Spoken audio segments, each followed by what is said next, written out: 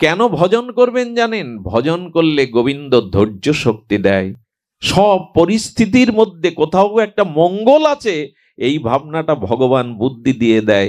যেটা ভজনহীন ব্যক্তি, যাদের আদর্শ নাই, ভজন নাই, তারা কিন্তু দুঃখ এলেই ভেঙে পড়ে। বলি, স্ত্রী যদি মনের মতো না হয়, যদি সে ভগবত বিমুখ হয়, আদর্শ বিমুখ হয়, আপনি বহু চেষ্টা করেও যদি তাকে না ফেরাতে পারেন, এবার আপনার পথ আপনি দেখুন, আর তার দিকে চেয়ে থাকার প্রয়োজন নেই। আপনি এবার আপনার পথ দেখুন, যদি বহু চেষ্টায় সে না ফেরে, তবে আপনার পথ এবার দেখুন। কারণ ভজন না করলে কিন্তু নিজের উদ্ধার করা যাবে না। বিপরীতে মায়েদেরও বলি, মা, স্বামীকে যে রূপ পেয়েছো এটা তোমার কর্মফল, প্রারব্ধ। স্বামীকে যে রূপ পেয়েছ ওইখান থেকে গড়তে চেষ্টা করো, নিজের সেবা দিয়ে, ধৈর্য দিয়ে, নিজের অনুরাগ দিয়ে, ভালোবাসা দিয়ে। কি না হয়, পাহাড়েও ফুল ফোটানো যায়। চেষ্টা করতে করতে যদি না পারো, তখন ভগবানের প্রতি নিবেদন করো। সেই প্রার্থনায় যদি কাজ না হয়, এবার আর তার দিকে না, নিজের পথ দেখো, নিজের ভজনের পথ দেখো। এটাই কিন্তু উপায়। কিন্তু চেষ্টাটা প্রথমে করতে হবে, প্রার্থনাটা ভগবানকে জানাতে হবে। যদি নিতান্তই না ফেরে, তবে নিজের পথ কিন্তু নিজেই দেখতে হবে। নিজের পথ যদি না দেখেন, তাহলে কিন্তু পথ পাওয়া যাবে না। যেমন মীরা দেখেছিল, রাজ রানী হয়ে মীরা গিয়েছিল, কিন্তু না, স্বামীকে সৎসঙ্গের দ্বারা এ পথে ফেরাতে পারিনি। বরঞ্চ কিছু কিছু পুরুষ আছে যারা মেয়েরা ধর্মমুখী হলে মেনে নিতে পারে না। কেন জানেন স্ত্রীগণ? খুব দার্শনিক কথা হলো, বিচার করেছেন, কারণ যারা ভোগী, যারা প্রবৃত্তিমুখী, যারা ধর্ম অনুসরণ করে না, সেই স্বামীর, সেই পুরুষের এরকম ভাব আসে, ভেতরে চিন্তা আসে, স্ত্রী যদি প্রসাদভোজী হয়ে যায়, স্ত্রী যদি ওই ঠাকুর ঘরেই পড়ে থাকে, তবে সংসার বা আমার ভোগ বাসনা চরিতার্থ হবে না। কত বড় নিচ চিন্তার কারণে তারা চায় না যে স্ত্রী ধর্মমুখী হোক।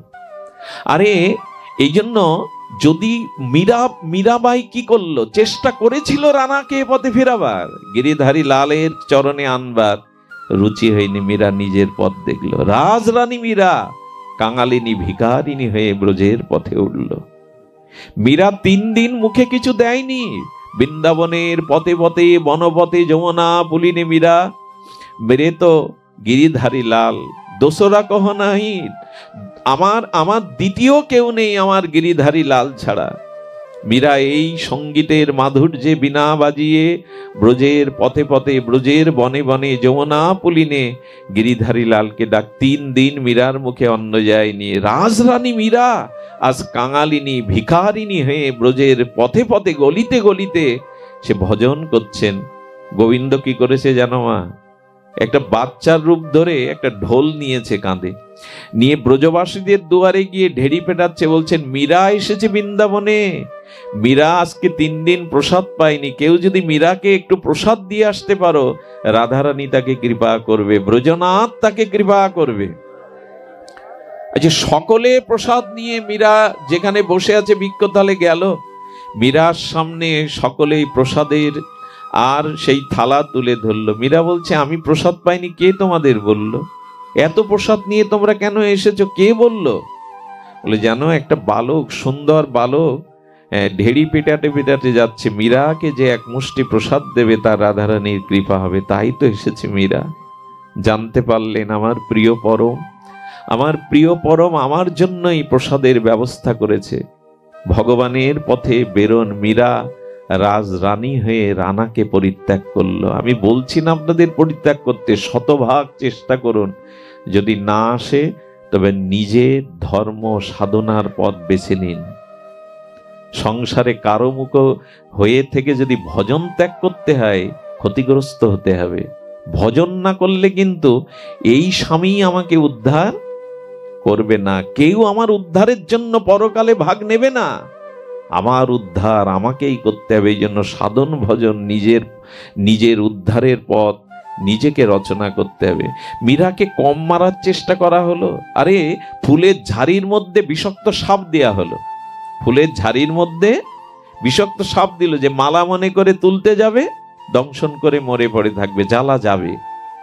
মীরা গিরিধারী লালের ভজন করতে করতে সেই সুরমূর্ছনায় আবেশে ফুলের মালা করে দেখতে গিয়ে আরে বিষাক্ত সর্প মালা হয়ে গোবিন্দের গলে গেল। কি না হয় ভগবান, ভক্তকে সর্বদা তিনি রক্ষা করেন। মীরাকে কালকূট বিষ দেয়া হচ্ছে, বিষ বাহকের দ্বারা রানা যখন পাঠালো, পরিবার বর্গের সবাই পাঠালো, মীরাকে সামনে দেওয়ার পরে মীরাকে বলা হচ্ছে, এটা কি এনেছো? বলে এটা জগন্নাথের অভিষেকের চরণামৃত। কি বলা হলো? জগন্নাথের অভিষেকের চরণামৃত। মীরা ওইটা পেয়ে চরণামৃত করে যখন পান করতে যাবে, তখন এক সখী এসে মীরার হাত জড়িয়ে ধরেছে, মীরা এটা পেও না, অমৃত বা চরণামৃত এমন হয় না, এটা কালো বিষ। মীরা হেসে বললেন, প্রথম যখন আমার হাতে দিয়েছিল আমিও জানতে পেরে গেছি এটা বিষ, তো বিষ জেনেও পাচ্ছ যে? বলে পরে যখন ও বলল এটা জগন্নাথের চরণামৃত, তখনই আমি এটাকে প্রসাদী চরণামৃত মনে করে দিয়েছি। প্রশ্ন করা হলে এটা কালো কেন, তো বলছে জগন্নাথের অঙ্গ বিধৌত হয়েছে, সিঙ্গার করা ছিল হয়তো সেই রঙে। মীরা এখানে কি মনে করলো জানেন? চরণামৃত মরে পান করলো। সেই মীরা পান করতে যেই যাবে, ওই বিষের মধ্যেই শ্রী গোবিন্দের মুখবদন ভেসে উঠল, ওর মধ্যেই বিষ অমৃত হয়ে গেল। পারে না, কেউ বাধা দিয়ে রাখতে পারে না, মীরার বিষ অমৃত হয়ে গেল। ভগবান শঙ্কর যখন সমুদ্র মন্থনে কালকূট বিষ কেউ নেননি, কোন দেবতারাও এগিয়ে যাননি, ব্রহ্মা বিষ্ণু ছিলেন, কিন্তু ভগবান শঙ্কর সেই কালকূট হলাহল বিষ হাতে করে নিয়ে যখন পান করতে যাবে, পার্বতী বাধা দিল, প্রভু হে ভগবান, এই কালকূট বিষ নিলে সে প্রাণে বাঁচে না। বললেন, পার্বতী এটাকে বিষ কেন দেখছো? আমি তো প্রভুর চরণামৃত দেখছি। বলে চরণামৃত বলে নেই, এখানে কচ্ছপ কুর্ম রূপে ভগবান এই সমুদ্রের মধ্যে এসেছেন, অর্থাৎ এই কুর্ম রূপে সমুদ্রের জল অভিষেক্ত হয়ে গেছে, আর সমুদ্রের মধ্যে স্বয়ং ভগবান অভিষেক হয়ে, মানে সমুদ্র থেকে আর বিষ উঠতে পারে না। ভগবান যেখানে সেখানে অমৃত, পরামৃত, এই মনে করে খেয়ে শিব ঠাকুর দেহ রক্ষা করেননি, বরঞ্চ নীলকণ্ঠ নামধারী হয়ে গেলেন।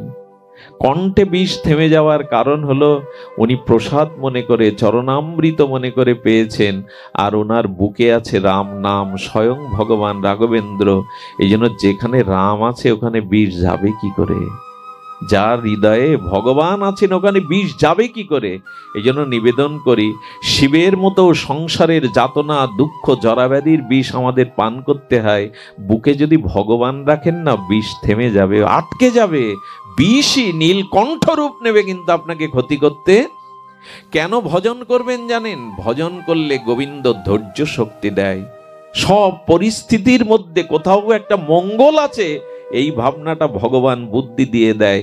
যেটা ভজনহীন ব্যক্তি, যাদের আদর্শ নাই, ভজন নাই, তারা কিন্তু দুঃখ এলেই ভেঙে পড়ে, দুঃখ এলেই তাদের জীবন অবসন্ন হয়ে যায়। কিন্তু ভক্ত মনে করে, প্রভু এই দুঃখ তুমি আমাকে দিয়েছ মানুষ করার জন্য, আমার মঙ্গলের জন্য, এটাও তোমার কৃপা। এই ভাবনাটা কখন আসবে আপনার জীবনে? যখন আপনি ভজন করবেন, যখন আপনি গৌর গোবিন্দের চরণ আশ্রয় করে হরিনাম হরি কথা শুদ্ধ ভজন করবেন, তখন মনে হবে আমার জীবনে যা কিছু ঘটছে কোথাও না কোথাও ভগবানের বিশেষ কৃপা আছে।